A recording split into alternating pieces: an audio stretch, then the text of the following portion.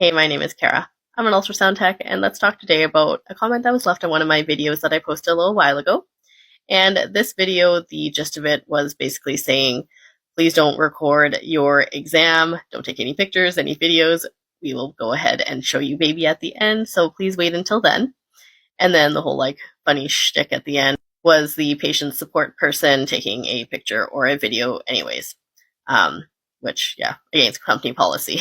Anywho, so I did not expect this video to get as many controversial comments as it did. But before I get into what I guess this comment was touching on, I would like to go ahead and explain from our point of view and also from, I guess, my clinic's point of view as to why we have this policy in place. So, our policy does state that there is no recording as well as no pictures to be taken during the medical part of the exam. So while we are trying to do our job, while we are scanning baby, we ask that you not take any pictures and not take any videos of that process. The main reason for this is we do not want to be distracted while we are doing our exam.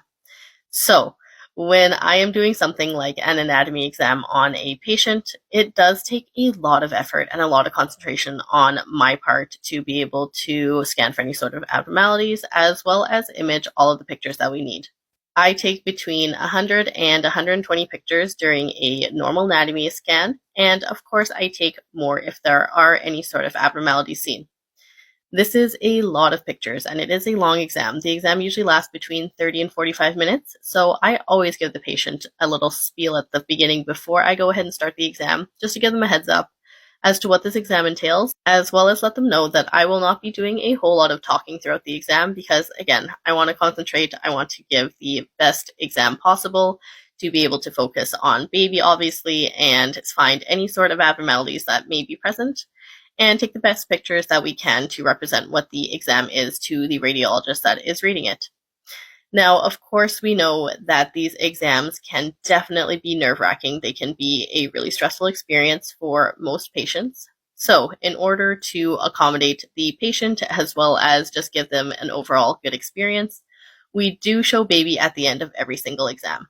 This is going to be a look at the end. We call it the show and tell portion. And we are going to show the parents the baby, as well as we let them record a video of baby at the end after all of the medical stuff on my end is done. And then I also print them off a picture, and we have the ability to text the parents' pictures as well. So that is also included at the end too.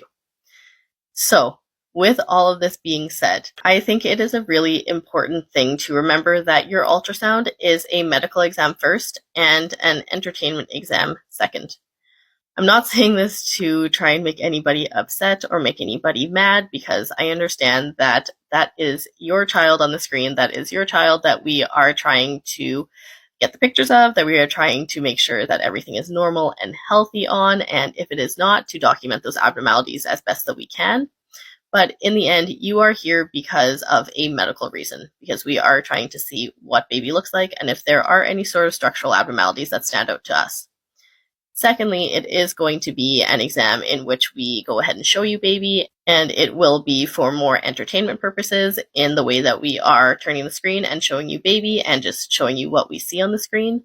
But this is why we do not allow the recordings and the pictures during the scan, because personally, I have had it happen before, and I've had to enforce this rule before with patients. It is incredibly distracting when I'm trying to do my job and I see either the patient having their phone out and not so discreetly recording, or you just feel like there is something going on behind you with the support person, and I turn around and it's like, oh, okay, they have their phone out and they're just recording me, again, without my consent, as well as being a distraction during the exam.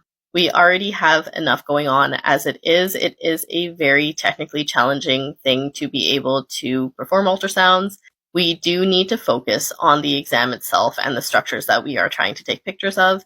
And if we can minimize any sort of distractions and make it an environment in which we can go ahead and do our job to the best of our ability, that is something that I will always stand behind, because I care about the patient and the care that they are getting first. And quite frankly, the entertainment aspect of it is always going to be second. I do understand as a parent to see baby yourself and to be able to have that overall positive experience, of course. but that is why we reserve the end of the exam just solely for that entertainment purpose, or, for that time to be showing the parents. There is a time and place for everything. So that is why we reserve the time at the end to make it a positive experience for whoever is with the patient as well as the patient themselves, just to be able to see baby on the screen and hopefully lessen some of the anxiety, because as we know in Canada, we definitely cannot give out any results. So at the end, at least if you're able to see baby, it definitely can offer that bit of peace of mind before the patient is able to get in to see their doctor for their results.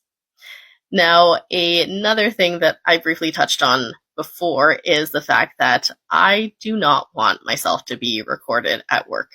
I'm trying to do my job. I am there to be able to, again, detect any sort of abnormalities on baby. I'm not there to be part of someone's video. I don't want to be a part of someone's video, obviously. So there is that whole thing. And now let's get into this comment. So they say that's horseshit, and you know it, which I think was in regards to me talking to someone else that commented on my video, basically saying the same thing. Okay, well, why can't we record the exam when it is our baby, etc.? And I was trying to explain to them the reasons that I just explained in this video.